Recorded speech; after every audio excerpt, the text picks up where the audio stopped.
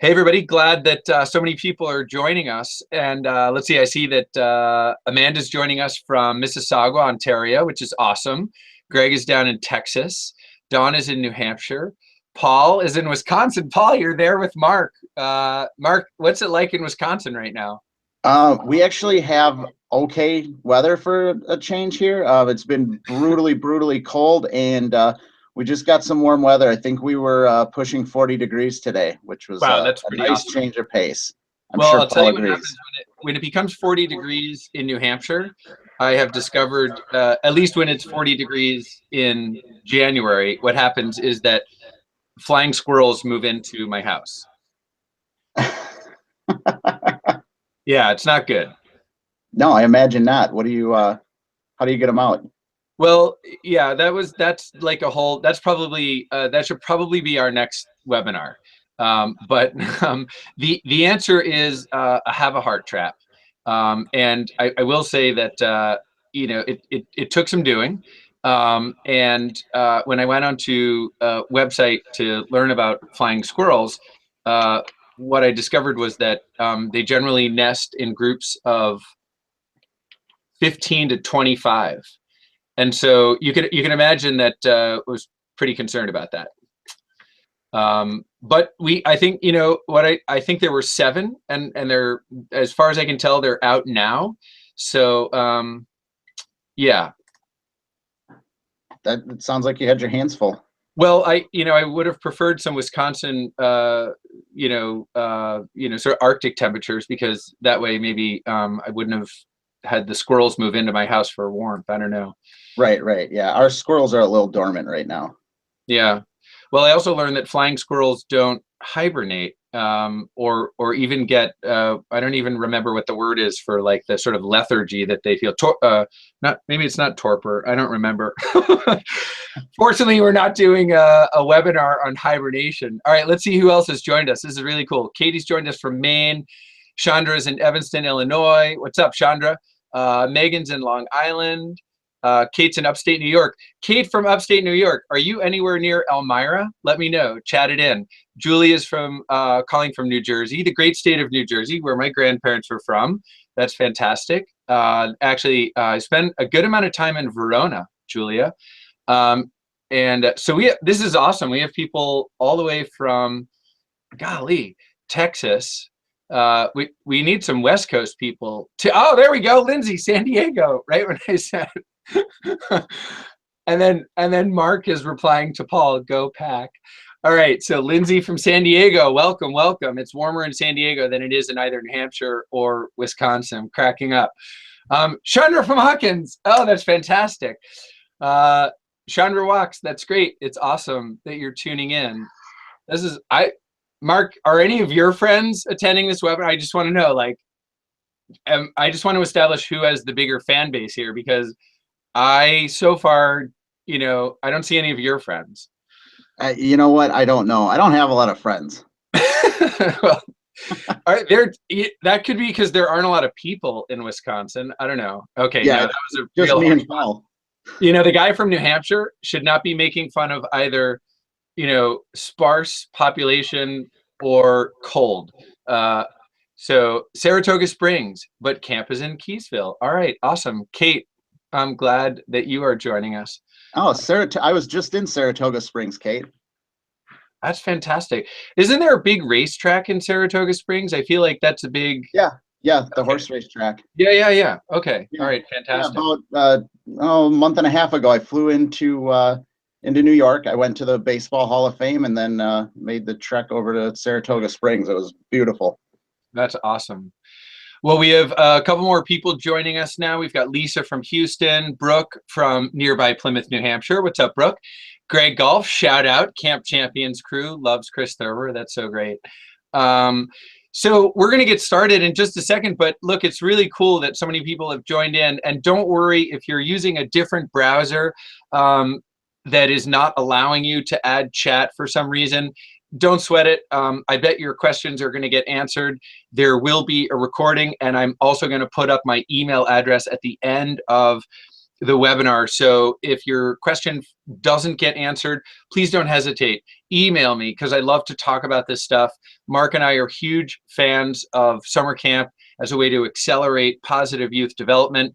I'm actually going to stop the screen share here and go right to, I think we should just go right to cameras here, Mark. And I think it would be fantastic if you can begin by introducing yourself. And let's see if I can get my camera going here.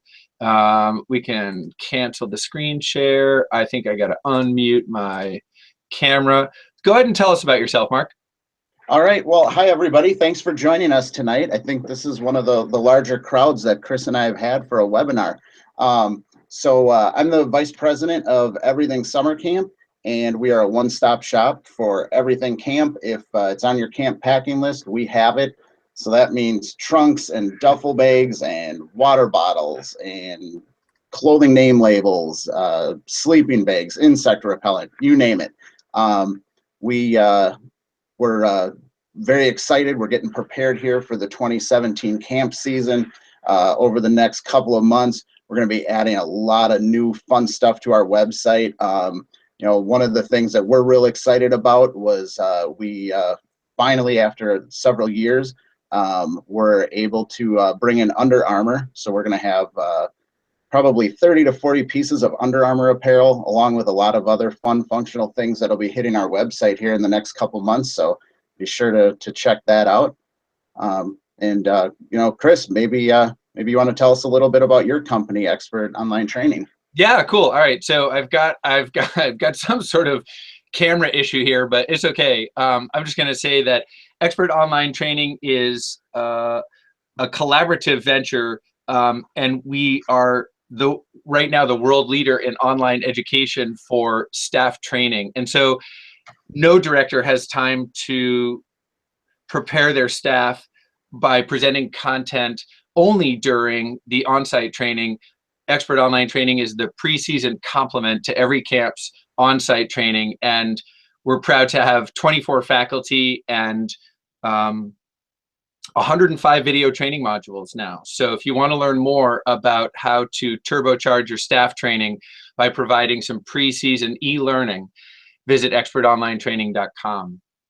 All right, so our topic today, I'm really excited because this is near and dear to my heart, is the top 10 camp prep tips. And actually, there's a lot more than 10, but we're going to stick to 10 for tonight.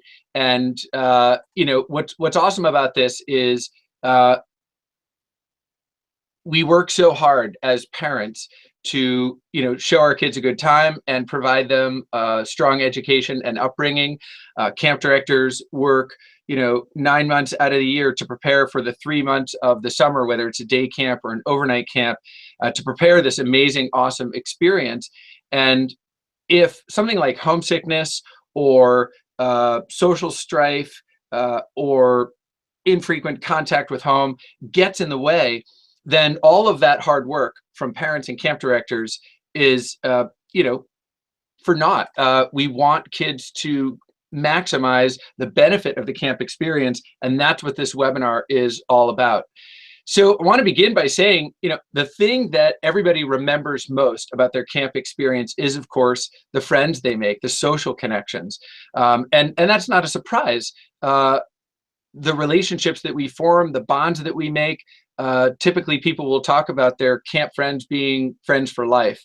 And the intensity of the experience, I think, is a byproduct of the fact that it is community living, away from home, in a beautiful natural setting, with a recreational premise. And you don't have the combination of those four things anywhere else. And whether it's a day camp or an overnight camp, we know from the research, and here's a picture of the study from the American Camp Association that was done about a decade ago with generous funding from the Lilly Endowment. We know that camp increases kids' self-esteem, sense of adventure, social skills, independence, physical skills, thinking skills, and of course, what kids will tell you is camp is really fun. One of the interesting things that I learned when I participated in this research was that the number one thing that kids say they love about camp is it's a place where they can be themselves. And so what that says to me is they get to shed the reputation that they might have in the neighborhood or in their school and be accepted for who they are. And that kind of inclusion, again, in a beautiful natural setting with a recreational premise, is just magic. And you know, the research that I did after this direction study showed that the growth and development that kids experience at camp in a week or 2 or 4 or 7 far exceeds the same growth that they would experience in that period of time at school. So we know that we're not just making up a nice story when we say that camp accelerates youth development. We've got data to support it. So let's get going here with tip number 1, involve your child. One of the things that promotes positive emotional adjustment to the camp experience is some ownership over that experience. So when parents involve their kids in the big and small decisions that are part of camp preparation, everything from let's go to CVS or Walgreens or, you know, Rite Aid together to pick the kind of toothpaste you're going to bring with you to camp, to you need a new pair of shorts, let's buy them together. Well-intentioned parents will pack their kids' trunks for them, and then the kids don't know what they have, and they also don't feel like the experience is theirs. So, you know, when you go to prepare, like when you go to everythingsummercamp.com and order some cool gear from Mark, do it with your son or daughter, because agency and ownership contribute to positive adjustment. The second tip would be match your values. In other words, find a camp where the discipline, philosophy, where the level of competition, where the, you know, spiritual component or maybe an explicitly religious component matches those of your family. It's really important that that be considered, so that not only will your son or daughter feel good in that place, but you'll feel good about having him or her there. Okay, now here's where I'm going to ask Mark to jump in with a little commentary, because look, every camp has a lost and found, right? And it's easy to lose things. We don't need to teach kids anything about losing things. It's getting it back that is the challenge. So my third tip is label everything. And I got a Sharpie here, Mark, or some kind of permanent laundry marker. Can you just tell us like 1 or 2 things about labeling? Because, you know, kids bring tennis rackets and socks and, you know, jackets. Like those must take different kinds of labels, right? Right. I think one of the common misconceptions that we hear here at Everything Summer Camp, we'll get phone calls from people. They ordered one type of label and they thought that it was just going to work for everything. And really, I think there's a lot of different labeling options out there. You have sew-on labels, you have iron-on labels. You know, some places are claiming to have a stick-on label that sticks onto clothing. Sometimes they work, sometimes they don't. You have stamps, you have labels that stick onto hard goods. And you really want to get a little bit of everything. You know, I mean, one, we love the sales. No, I'm kidding. But you know, you want to pick up a Sharpie, because that's going to work great for, say, labeling shoes, like on the inside tongue of the shoe. You want to have an iron-on label.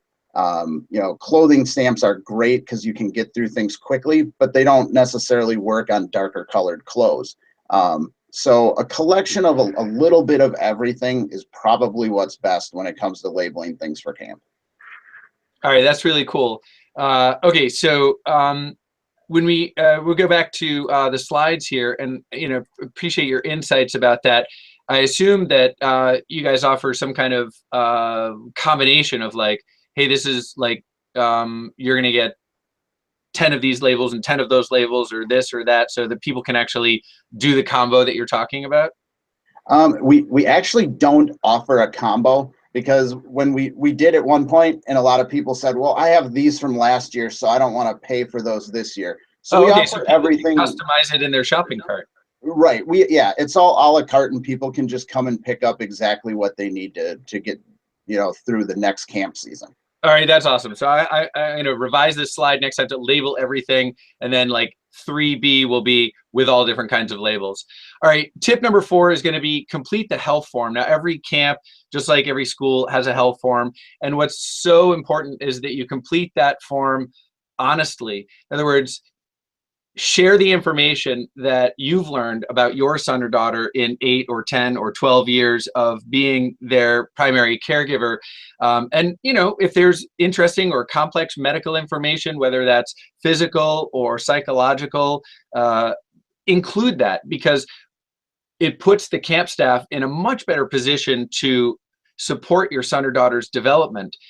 By contrast, if there are important things that you leave out, then you're hamstringing the staff, and it, you know, they can't figure out in a week or two what might have taken you a year or two to figure out. So, you know, this whole notion that like, you know, hear no evil, see no evil, or if I don't say it, they won't notice it.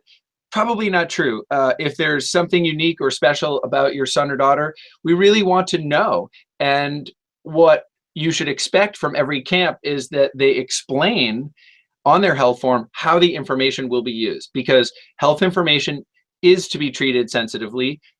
Some of it is confidential, and the camp staff who work in the health center should explain to you what gets shared and how and why. And again, always working in the best interest of your son or daughter. But the more information you can provide, again, the better position you put the staff in to care for your son or daughter. Now, in the pre-webinar survey, there were a bunch of people who asked about preventing homesickness and helping their kids fit in socially. Some people cited a son or daughter who was more introverted. Others said maybe just because of where they were developmentally, a tween or a teen, that it was challenging. Here's my number one tip for promoting social adjustment and preventing homesickness, and that is spending practice time away from home. The wonderful benefit, of course, of spending practice time away from home is, in some way, it is going to simulate the experience of being away from home. That is to say, whatever discomfort your son or daughter might have because they are away from you and in an unfamiliar environment, you know, those emotions are going to get stirred up. And if it's just a day or two overnight at a friend's or grandparents', that gives them an opportunity to practice coping. It gives you an opportunity to kind of debrief it with them. What was it like? What were the different things you thought or did to make things better? And it's a huge confidence booster. When your son or daughter spends practice time away from home, please be sure that you are simulating the kind of separation that they would have when they're at camp. In other words, you know, don't call them on the phone if phone calls aren't allowed at the camp where you're enrolling your kid. So it's fine if there's some radio silence for 24, 36, 48 hours. It is that practice and the minor discomfort that it might stir up that prompts kids to learn new strategies to cope. And I think that's really, really the best thing to accelerate their social development, help them arrive at camp with a great deal of confidence, and again, stave off those feelings of homesickness. The big goal here is to provide for them the tools that they will need to be integrated rapidly into the camp environment. So it's all about practice. And whether, I said, it could be overnight at grandparents' house or a friend's house, but you'd be surprised at the number of parents who have said to me, I didn't expect them to be homesick. And I ask, well, have they ever spent any time away from home before? And the parents kind of scratch their heads and say, well, come to think of it, this is the first time he's been away from home. He's never even spent overnight at a friend. So get that practice in, and time to start is now. It's, you know, it's January. So get the practice in, and it's going to be a great summer. All right, we're halfway through our tips, which means that it's time to turn things over to Mark, who I'm sure has a cool surprise for us. I sure do. We're going to be giving away some camping gear tonight, and we have a deluxe fan light. It's a fan and a light. You can prop it up on a table. You can also twist it down, and somewhere in here we got a little clip so this can hang from your bunk. So we'll start by giving that away. We're also going to give away a Wenzel summer camp sleeping bag, and we are going to do a $50 gift card. So I'm going to share my screen.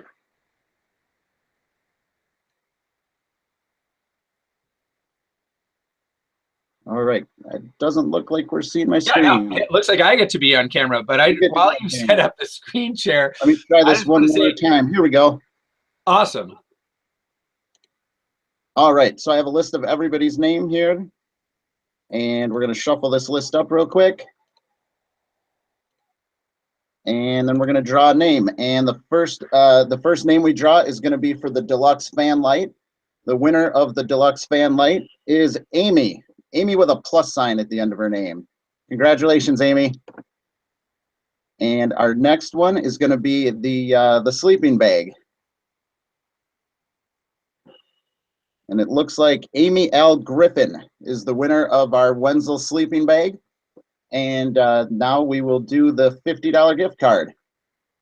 $50 gift card goes to Karen. Congratulations, Karen. You're going to be able to get some great camp gear with that $50.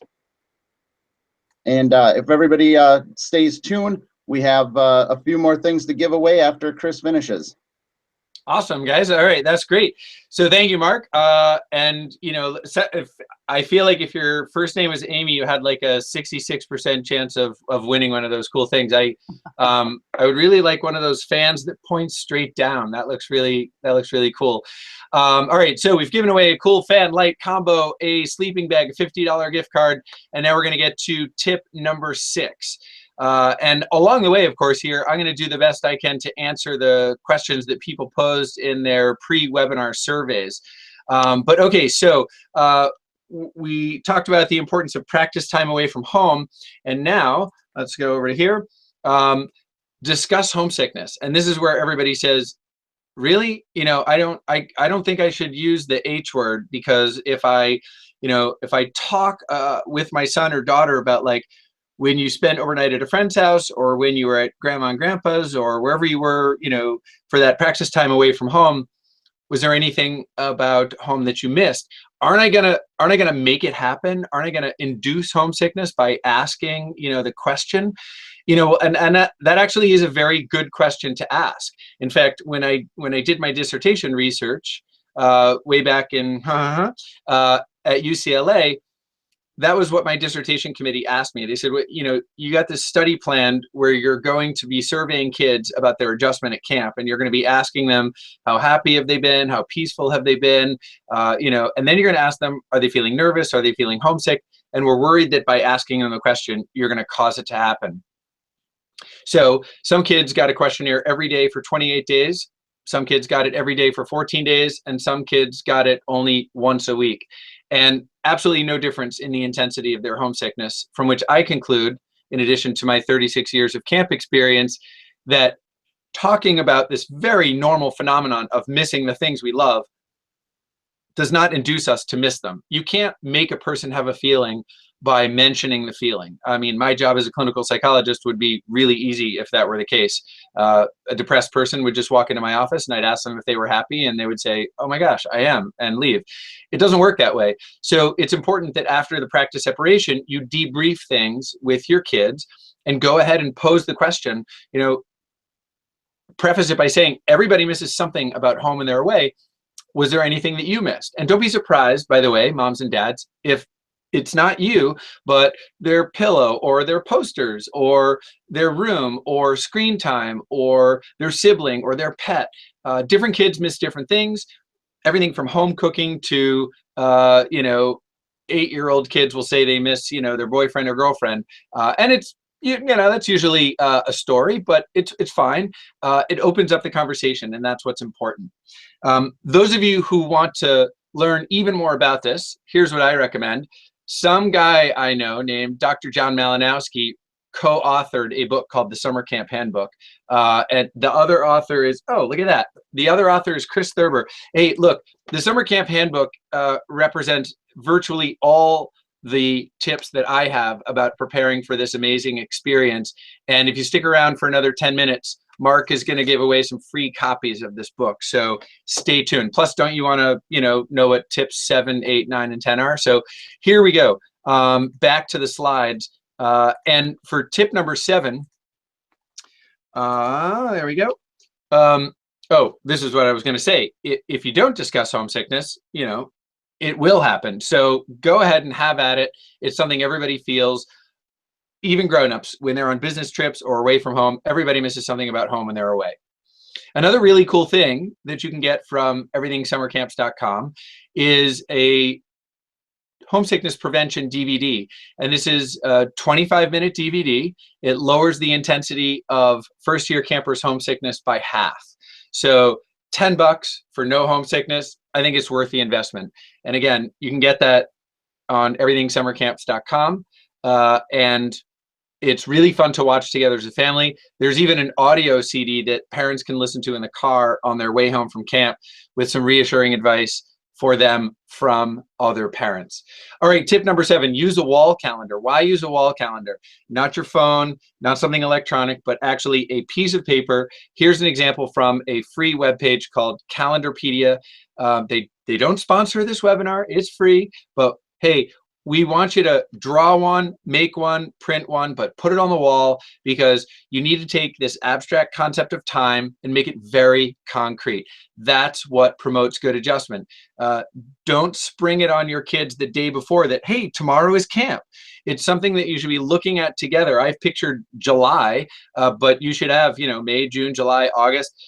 Write the days that they're going to camp, start marking important events to prepare for camp and some of the practice time away from home. And what that does is it takes away the anxiety that they're going away forever. And the younger kids are, the less concrete their understanding of time is. So it's tremendously beneficial to make it concrete. Or if you want a 50-cent word for the night, to concretize it. But there's great value to actually looking together at the timeline, and that way they see it's a finite experience and they're going to have a lot more fun. Okay, number 8, plan your correspondence. So big message here, traditional letter writing, not cell phones, please. It's really important that during this practice time away from home, if it's been for forever or maybe never that your son or daughter has written a traditional postcard or handwritten letter, that you give them a piece of paper and an envelope and get them to write a letter. 2 wonderful advantages to writing a letter. Advantage number 1, it is asynchronous. That is to say, unlike texting or emailing back and forth, or certainly talking on the phone, which can happen in real time, letter writing you have to wait a little bit of time for, and during that time you start to make new friends, you start to cope in healthy ways, and rather than relying on the crutch of a primary caregiver, this is what promotes growth and confidence and adjustment. So as tempting as it might be, in the day and age in which we live, and here's a random picture that I took at an airport of a family, and you can see what interaction looks like in 2017. Now, not to like bust on this particular family, because I think at some point we all look like this, but kids are going to go to camp and be, breathing fresh air and swimming in fresh water and eating fresh food. And, it's kind of the antithesis of sitting in an airport buried in your mobile device. Let them write to you and you write to them. Avoid the temptation to sew a cell phone into a teddy bear. I can't make this stuff up, right? So plan your correspondence and give them a little bit of practice with that. Tip number 9, no pickup deals. Really natural for every kid to ask every parent, what if I feel homesick? A lot of you asked in your pre-webinar surveys for me to talk some about homesickness, so I've weaved in a lot. When your son or daughter asks you this normal question of what if I feel homesick, please don't say, if you feel homesick, I'll come and get you. Okay, because that kind of a deal becomes a mental crutch. And when they experience the normal feelings of missing home, they instantly think, well, my mom or dad said that they would come and get me. Okay, but anxious parents on the other end of the phone, something that no camp director wants to deal with, and certainly it's nothing that any parent wants to feel. So make it very clear to your son or daughter that you've signed up for camp for X number of weeks, and that you know they will have a wonderful time. And if they have those normal feelings of missing home, there are wonderful staff there to help them, to support them. And if they flat out ask you, well, will you come and get me? The answer is no, we signed up for 2 weeks, or we signed up for whatever it is. And if you're feeling a little bit those normal nervous jitters, let's do a little bit more practice time away from home. What's an overnight that we can plan? Okay. The problem if you make a pickup deal is that you as a parent are left with two really crummy options. Crummy option number one, you have to come and get your son or daughter when they ask you to, and stay true to your word, fulfill your promise, in which case you're robbing them of what is the most powerful way to accelerate their development, that is to say, a stay at camp. Crummy option number two, you don't pick them up, in which case you're, going back on your word, which erodes the trust that I assume you're working very hard to establish. All right, and my final tip is enjoy yourself. Okay, this, with the proper planning and the proper preparation, everything from joining your son or daughter in the preparation and engaging them to all the different ways of preventing homesickness. This is a well-deserved break from full-time parenthood, and for some parents, this is an opportunity to spend a little bit more time with the siblings who remain at home. Or if all the kids are away at camp, or there's only one kid who's away at camp, this is a wonderful time for the parents, whether it's mom and dad, or dads, two moms, whatever the family configuration is, it changes when somebody's gone. And this is an opportunity to really enjoy that special time, whatever that configuration is. So I've said a lot about prepping for homesickness, and I see that other people have posted questions. At this point, I want to turn things back to Mark because he's got another really cool giveaway, and then we're going to take some open Q&A. The webinar is scheduled for 30 minutes, and we're coming close to that mark. You've gotten a lot of the good stuff. Stick around for another 10, 15 minutes, and Mark and I are happy to answer your specific questions. So Mark, let me turn it over to you, and why don't you tell folks what is up next? Hint. All right, thanks, Chris. I'm going to go ahead and share my screen again, and we are going to give away a $100 gift card. All right, so the winner of our $100 gift card is Megan. All right, Megan, $100. That should go a long way towards camp gear. And the next thing we're going to do is, if you can see behind me here, we have one of our new designer trunks. This was something that was new for us last year. We've made some improvements during the off season. These are very similar to our steel trunks. They're constructed the same, except instead of steel, we use aluminum, and we actually embed an image right into the aluminum. So this one behind me is an emoji trunk. If the winner wants emojis, then they can have this one right here. If not, we have about, I think, 75 other designs that people can choose from. And we just contracted with some artists to create some really awesome new designs, and those will be on our website next week. And we're constantly adding more of these. So they're a lot of fun for us to design, and I think they're a great way for kids to show their uniqueness. So I will share my screen one last time here as we give away that designer trunk. And the winner of the trunk is Heidi. Congratulations, Heidi. You won a designer trunk from Everything Summer Camp. So if you didn't win here tonight, it's not a big deal. We'll still be giving away the summer camp handbook, like Chris said. So I have my copy here. It's always right on my desk, and I'm going to set that offer up right now so that people can go and take advantage of that. We're giving away 25 free copies tonight.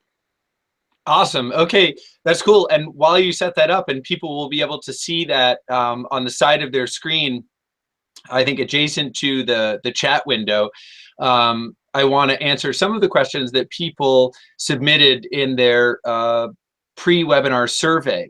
But before people need to go, just as we're at the 30-minute mark, I do want to share my screen one more time and let folks know about our upcoming webinars and how to contact me and how to contact Mark. So we've got on January 30th, so later this month, a special guest host, Dr. Debbie Gilboa, fondly known as Dr. G. And she's awesome. She's a pediatrician. She's been on the Today Show, and she speaks Good Morning America. Just a wonderful mom and pediatrician and parenting expert, and she's going to tackle the topic talking to kids about tough topics. So, this is everything from like the big sex talk to the drug talk. And I think that, I told her to swing for the fence, and clearly she has. This is maybe the thing that most parents want, the greatest number of parents want advice about. And so short of having Dr. G come to your house and do the talk for you, you're going to get some cool parameters from her. I've previewed her slides, very cool stuff. Join us on January 30th. As always, Wiser Cracks happens at 9:30 p.m. Eastern. Okay, then February 8th, Rules Were Made to Be Positive, presented by Scott Arizala. On March 1st, Masterful Meetings, presented by Steve McGuire. And you might think, wow, that sounds like more of a camp thing than a family thing. It's a little of both. And Steve is going to talk about, how to gather the troops, whether that's your staff or your, partner, spouse, and progeny, to make sure that there's a good interaction and a good dynamic when the group comes together. April 5th, Helping Awkward Kids Fit In. Sylvia Van Meerten is an expert in this field, in part because of her having been a camp professional and a parent, but also she works with a lot of kids who have autism and developmental disabilities. So I'm going to come back to that in a second, but we've also tentatively scheduled I'm Not a Math Person for sometime in May, and also people have asked about language, so we've prepared a webinar called T-shirts and Wife Beaters, Why Kids' Language Matters. And if you want to follow up with either me or Mark, this is how to do it. EverythingSummerCamp.com is Mark's website. Just oodles of cool gear, which is really awesome. ExpertOnlineTraining.com is where parents should go if they want more information on tonight's topic or they want to see how camp staff are trained. And it's where directors should go to design a curriculum that supplements their on-site training. And then my website is drchristhurber.com if you would like to read articles and musings and listen to podcasts and so forth. So we're going to do some Q&A now, which is really fun. And I'm going to begin just by thanking everyone who was able to join us. I know that for those of us on the East Coast, maybe it's bedtime. For those of us on the West Coast, maybe it's dinner time. But we're so grateful that so many people were able to join us for tonight's webinar. And now I'm going to get right to a question that 3 parents asked, and that is, what about the awkward, shy kid? It's not really homesickness that's the issue, but adjustment to the social group. I have a couple things to say about that. First, please know that well-trained camp staff are going to keep a very careful eye on all the kids, especially their adjustment in the first few days. And that means if your son or daughter is hanging back at a high-quality camp with a well-trained staff, hopefully they've done expert online training, they're going to have counselors and cabin leaders who are going to take an active role in bringing them into the fold. So the first part of my answer is, your kid's personality is your kid's personality. Let the camp staff who are trained to spot the differences and bring people together as a group take charge. My second piece of advice harkens back to one of the tips, and that is spend some practice time away from home. One of the things that's hard for kids who are a little bit slow to warm up or who like to sort of hang back and take the temperature of the group, by the way, there's nothing wrong with that, is that they might then have some jitters about, once they see the lay of the land, actually joining the group. So it's, I think, really important that you're able to give them some practice, being in some unfamiliar settings and trying to do that. Some kids also benefit from some really direct group entry coaching. So it's actually really good to hang back for a little bit, and we're going to watch these kids play tetherball, or I can see these kids playing wiffle ball. When you hang back a little bit, and I just mean for 30 seconds or a minute, you avoid making the rest of the group feel like you're barging in, and you open up the possibility that someone will invite you. But all kids need to know what to do if they aren't invited, and that is to ask politely, like, hey guys, do you need an outfielder? Or hey guys, could I join one of these two teams? Or, hey girls, that looks like a lot of fun. Can I have winners? Those are the kinds of things that, you know, come naturally to some kids, but not so much to others. And just to recap, practice time, relying on a well-trained staff, and I think the importance of giving your son or daughter some coaching on group entry behavior. And honestly, the simplest kind of group entry behavior is eye contact, a smile, extending your hand, firm handshake, introducing yourself. You know, hey, my name's Chris. What's your name? You'd be surprised at the number of kids who haven't been explicitly coached on how to greet another person, how to introduce themselves. And, you know, a lot of the social awkwardness that we as grown-ups perceive is in part a byproduct of this kind of lack of explicit instruction that may have been provided. Everything from, you know, fork goes on the left, knife and spoon goes on the right. And yes, it's arbitrary, but it's a convention that we use. You know, you shake hands with the right hand. You, in Western cultures, look people in the eye when you greet them. All that's really, really good. All right, so let's see. I'm going to look at some of the other queries here. This is really fun.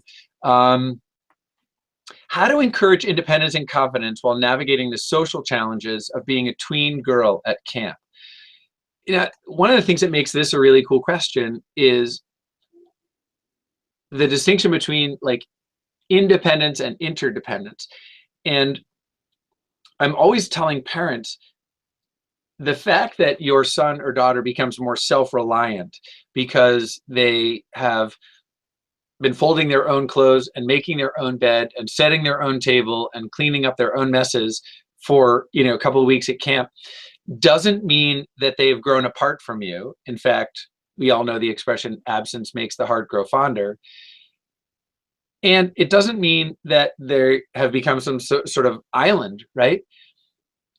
While they're growing more independent or, you know, self-reliant, they're also becoming more interdependent. And it's probably one of the most powerful things about a high quality day or overnight camp experience.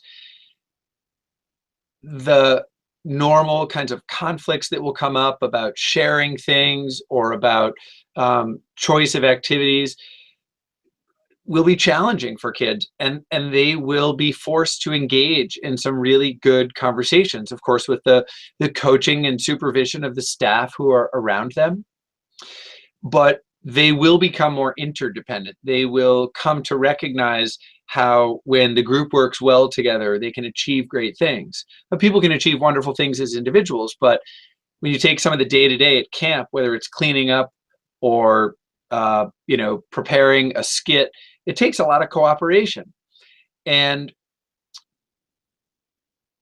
what happens in a lot of schools is that cooperation is highly scripted. You know, Chris, Mark, you guys are lab partners. You know, Sally, Jane, you guys are lab partners.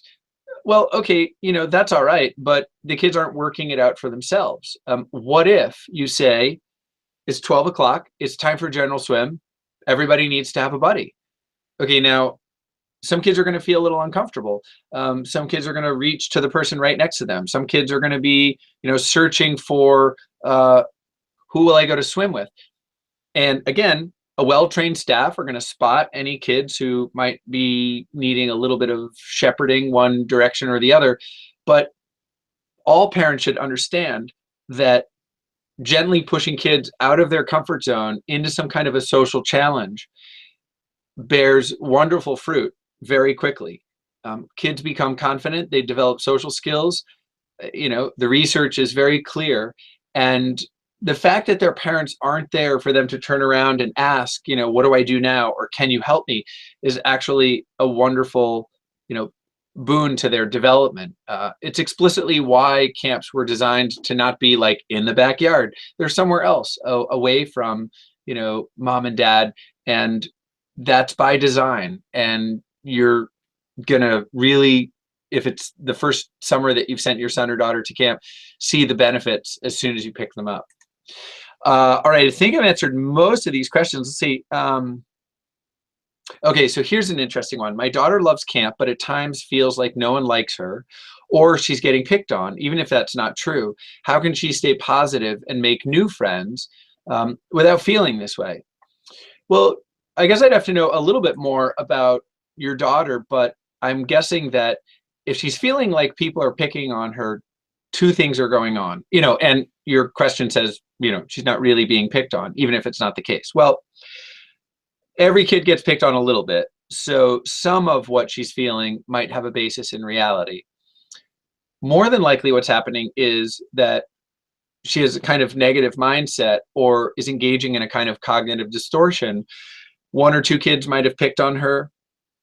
Again, that's developmentally normative, but if she's generalized that to something hyperbolic like nobody likes me or I get picked on all the time, these kinds of blanket statements that contain words like always or never or everyone or no one tend not to be accurate. And I don't want to contradict kids. I don't say like, well, come on, everyone can't be picking on you.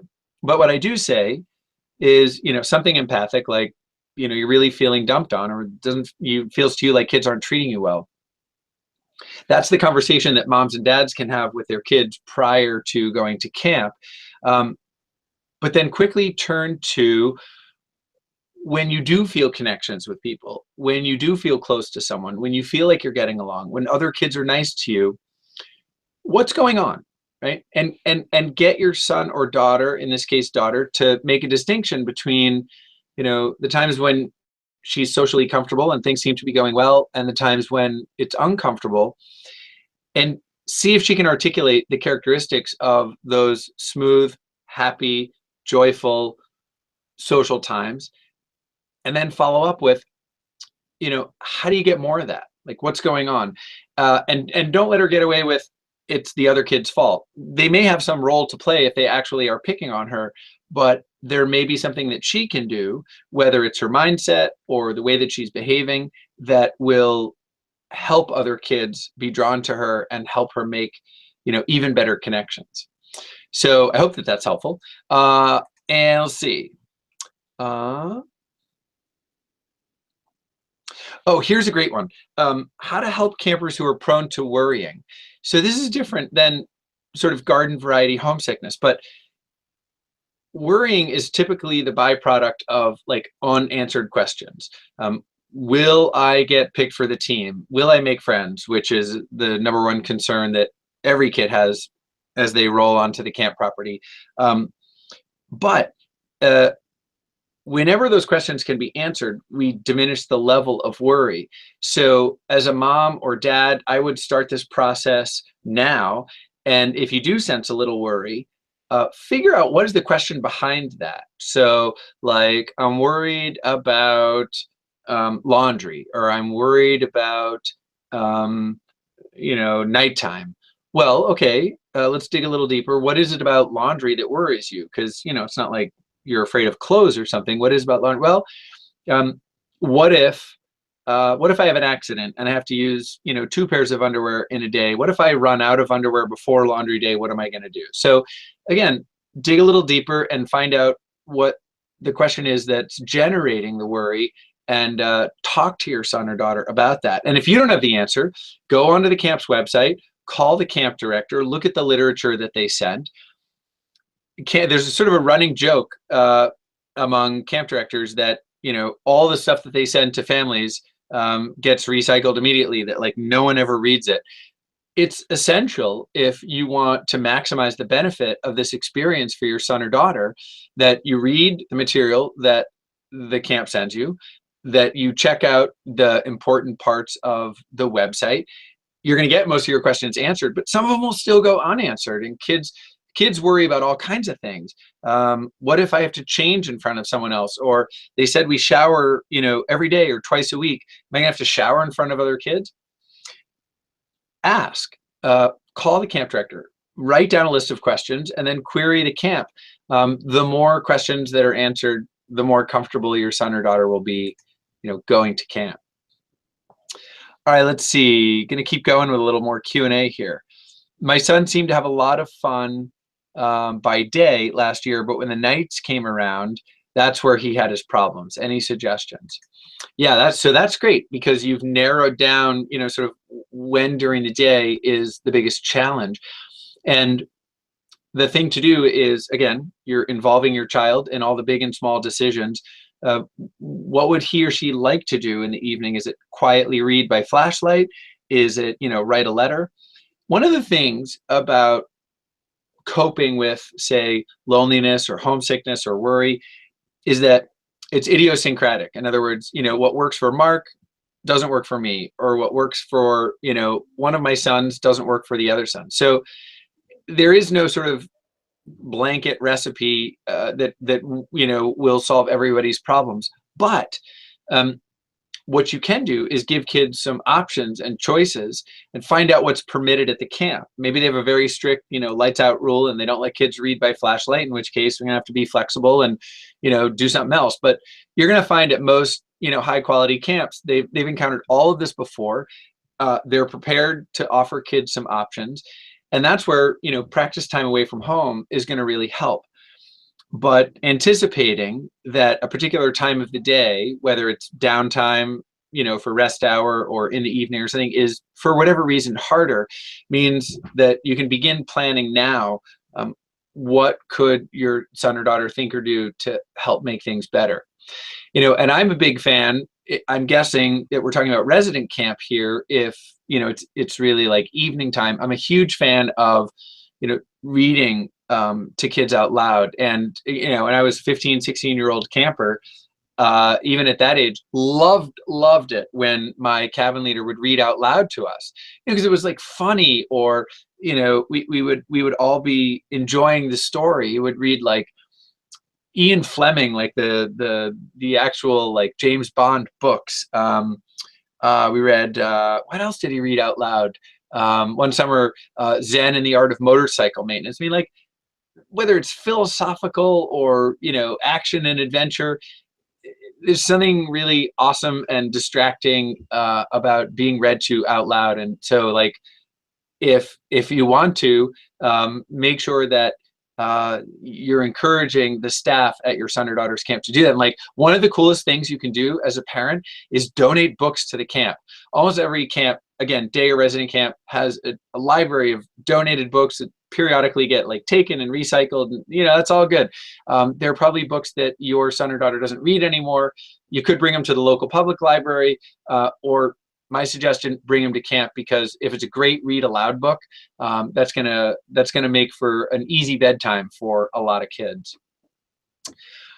All right, let's see. We got, you know what I'm like tempted to do right now? I want to look and see where we are with Summer Camp Handbook here. I see that, a couple of copies have disappeared from the shelf. If you would like a free copy of the Summer Camp Handbook, retail price $14.95, tonight's price $0.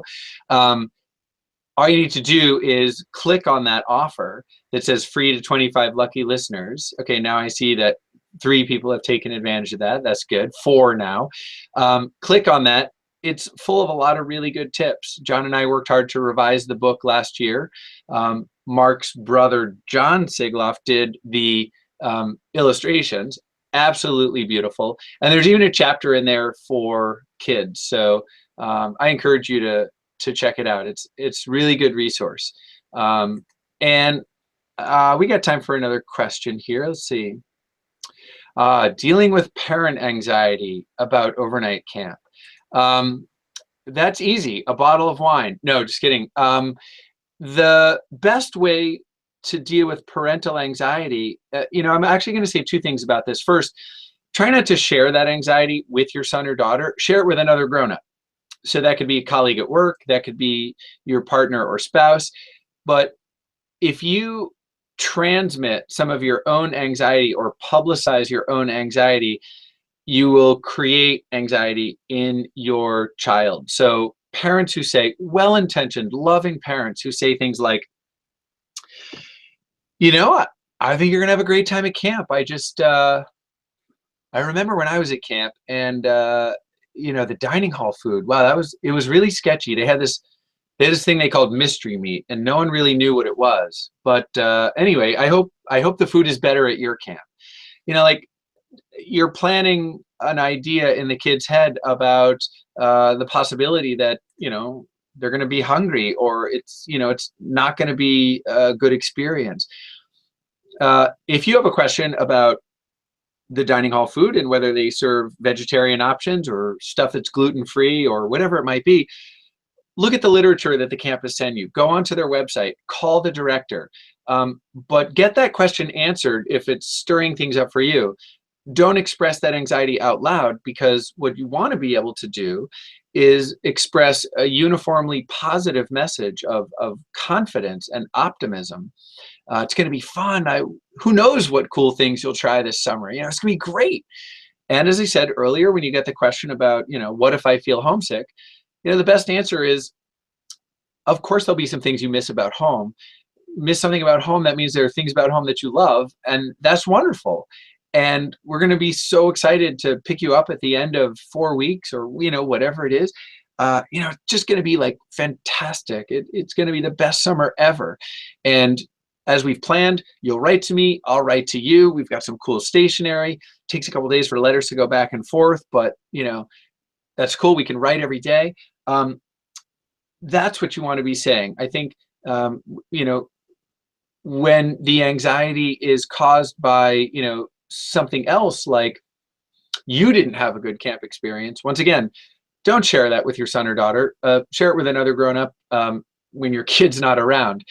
And for goodness sakes, give them reassurance about how things will be dealt with just fine while they're at camp. In other words, you can't say, have a wonderful time at camp. I hope I remember to feed your dog. It's just, again, loving, well-intentioned parents will accidentally give these reasons for kids to worry. And we really don't want to do that. But look, the anxiety that you feel as a parent is totally normal. I wrote the book, right? And when my son was at camp for the first time, by the way, the camp where he did most of his growing up, but in a cabin for the first time as an 8-year-old, I will admit, was pretty nervous. And it's just, that's because you love your kid. So that anxiety, totally normal. Please know that camp is a wonderful experience. And again, at a high quality camp with a well-trained staff, they're going to know how to handle the different things that occur. And don't worry about some of the normative conflicts and disagreements. What if my son can't find his tennis racket? What if he doesn't make a best friend in the first day? All totally normal, and the camp staff are there to help out. Now, if you receive a letter from home that has you concerned, first thing to do is remember that letter is a couple days old. Lots could have happened in the last 48 hours. But to soothe your anxiety and to get the question answered, call the camp, speak to the director, and don't expect the director to have the absolute, final word on how your son or daughter is doing. A nice thing to do with the director is respect the fact that they're very busy, and their most important job is overseeing operations at the camp. But you can say, look, this might be old news, but it seems to me like Rachel's feeling homesick, or she's having trouble making friends, or she doesn't like how competitive things are. And, I don't expect that you've got an answer for me now, but could you call me after lunch, after you speak with her counselor or cabin leader, and, sort of get a check for me?